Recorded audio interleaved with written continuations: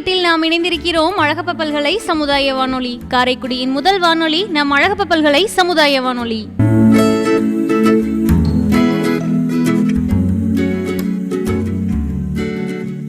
அடுத்ததாக நம் அழகப்ப பல்கலை சமுதாய வானொலி 90.8 முதல் தற்கொலை போராளி குயிலியை பற்றி பூத கண்ணாடி மாத இதழில் மண்மனம் எனும் பக்கத்தில் சிறந்த கட்டுரையாளர் திருமதி அங்கம்மை ஜெயங்கொண்டான் குயிலியை பற்றி பகிர வருகிறார். என் பெயர் அங்கம்மை ஜெயங்கொண்டான். நான் காப்புரிமை முகவராக பணியாற்றி வருகிறேன். பூதக்கண்ணாடி மாத இதழில் மண்மனம் என்கின்ற தலைப்பில் தொடர் கட்டுரைகளை எழுதி வருகிறேன்.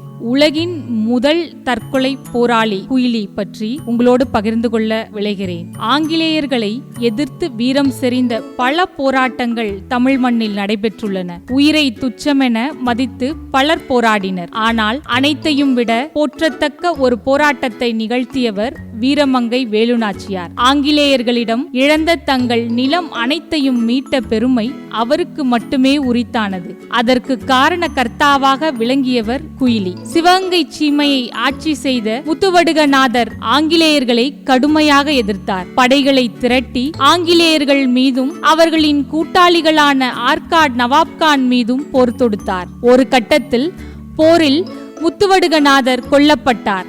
அவருக்கு பின்னர் இழந்த நாட்டை மீட்டெடுக்க அரசி வேலுநாச்சியார் சபதம் எடுத்தார். ஹைதர் அலி அவரது மகன் திப்பு சுல்தான் உதவியோடு வேலுநாச்சியார் தலைமறைவு வாழ்க்கை நடத்தினார். 8 ஆண்டு காலம் தலைமறைவாக இருந்து கொண்டே பெரும் படையை உருவாக்கி ஆங்கிலேயர்களோடு போரிட்டு சிவகங்கை சீமையை மீட்டார். இவரது படையில் வாள்படை, வளரிப்படை, பெண்கள் படை ஆகியவை இருந்தன. அதில் பெண்களின் படையான உடையாள் படைக்கு தலைமை ஏற்றவர்தான் குயிலி. யார் இந்த குயிலி? வேலு நாச்சியாருக்கு போர் பயிற்சி அளித்த ஆசிரியர்களில் முக்கியமானவர் வெற்றிவேலு. இவர் சிலம்பக்கலையில் கைதேர்ந்தவர். வேலு நாச்சியாரது நம்பிக்கையும் நன்மதிப்பையும் பெற்றவர். அவரின் பாதுகாவலராகவும் விளங்கினார்.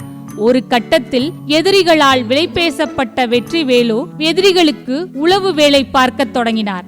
போர்க்களத்தில் இருந்த குயிலி தன் தாயாருக்கு உடல்நிலை சரியில்லாததால் சிவகங்கைக்கு செல்ல திட்டமிட்டார். இதை அறிந்து கொண்ட வெற்றிவேலு குயிலிக்கு எழுத படிக்க தெரியாது என்று கருதி ஒரு கடிதத்தை கொடுத்து சிவகங்கை அரண்மனைக்கு அருகே வசித்த மல்லாரி ராயன் என்பவரிடம் கொடுக்கச் சொன்னார். வெற்றிவேலின் செயல்பாடுகள் மீது ஏற்கனவே சந்தேகம் கொண்டிருந்த குயிலி அந்த கடிதத்தை பிரித்து படித்தார். அந்த கடிதத்தில் அரசி வேலுநாச்சியாரை கொல்வதற்கான திட்டங்கள் விவரிக்கப்பட்டிருந்தது. வெகுண்டெழுந்த குயிலி குத்தீட்டியை எடுத்துக்கொண்டு வெற்றிவேலின் இருப்பிடம் சென்று அவரை கொன்றார். ஒரு கையில் இரத்தம் வடியும் குத்தீட்டியுடனும் மறுகையில் கடிதத்துடனும் அரசியிடம் சென்று நடந்ததை விவரிக்க குயிலியின் வீரத்தை வெகுவாக பாராட்டினார் வேலுநாச்சியார்.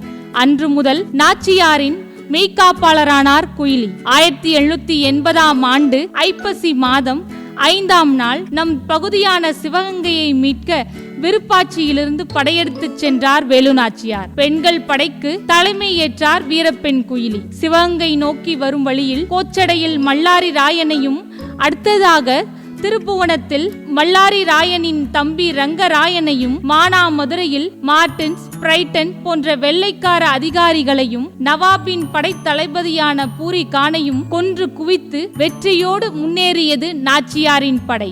வேலு நாச்சியாரின் கணவரான முத்துவடுகநாதரை கொன்ற ஆங்கில தளபதி ஜோசப் ஸ்மித்தை காளையார் கோயிலில் அடித்து துவம்சம் செய்தார்கள். ஆனால் சிவகங்கைக்குள் நுழைவது மட்டும் கடினமாக இருந்தது. காளையார் கோயிலில் இருந்து சிவகங்கை வரை அடிக்கு ஒரு வீரனை நிறுத்தியிருந்தான் ஆங்கில தளபதி பான்சேர். யாருக்கும் தெரியாமல் மாறு வேடத்தில் ஊர் நிலவரம் அறிந்து வந்த குயிலி நாளை விஜயதசமி திருவிழா சிவகங்கையில் உள்ள ராஜராஜேஸ்வரி அம்மன் கோயிலில் கொலு நடைபெறவிருக்கிறது. பெண்களுக்கு மட்டுமே அனுமதி.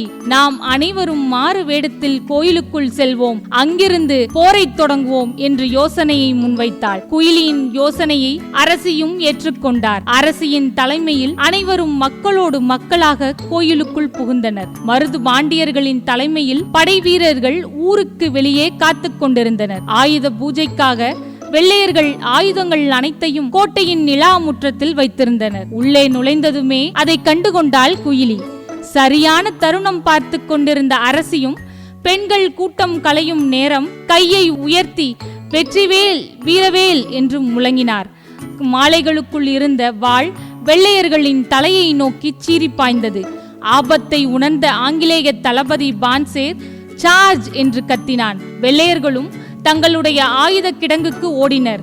அவர்களுக்கு முன்னே குயிலியும் ஓடினாள். அவரது மேனியில் விளக்குக்காக கோயிலில் இருப்பு வைக்கப்பட்டிருந்த எண்ணெய் வழிந்து கொண்டிருந்தது. தீ பந்தத்தால் தன்மேல் தீயிட்டுக் கொண்டு ஆயுத கிடங்குக்குள் குதித்தார். ஆயுதங்கள் அனைத்தும் வெடித்து சிதறினர். தன்னையே மாய்த்து கொண்டு வெள்ளையர்களின் ஆயுதங்களை தீக்கு இரையாக்கினார் குயிலி. மீதமிருந்த வெள்ளையர்களை நாச்சியாரின் படை வீரர்கள் துவம்சம் செய்தனர். ஊர் எல்லையிலிருந்து மருது சகோதரர்களும் கோட்டையை நோக்கி முன்னேறியிருந்தனர். இழந்த நிலம் அனைத்தையும் மீட்டாயிற்று.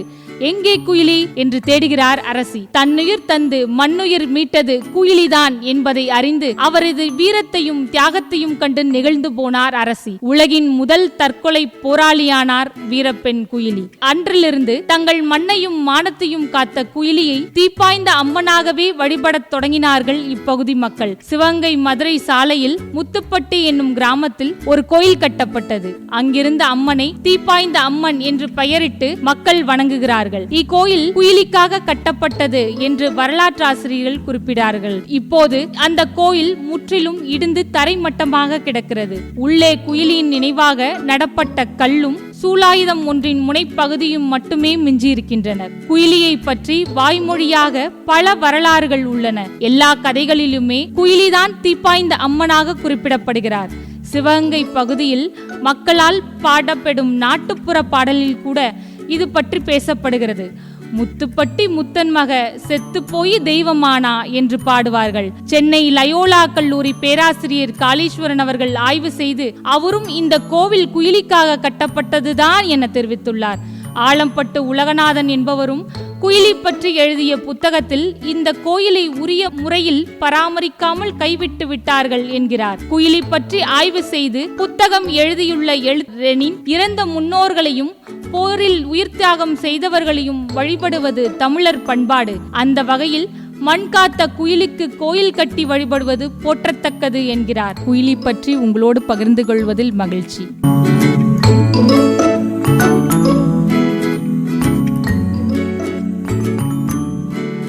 90.8 நம் அழகப்ப பல்கலை சமுதாய வானொலியில் முதல் தற்கொலை போராளி குயிலியை பற்றியும் வீரமங்கை வேல் நாச்சியாரை பற்றியும் நம்மோடு பகிர்ந்த திருமதி அங்கம்மை ஜெயங்கொண்டான் அவர்களுக்கு நம் அழகப்ப பல்கலை சமுதாய வானொலி 90.8 நன்றிகள்.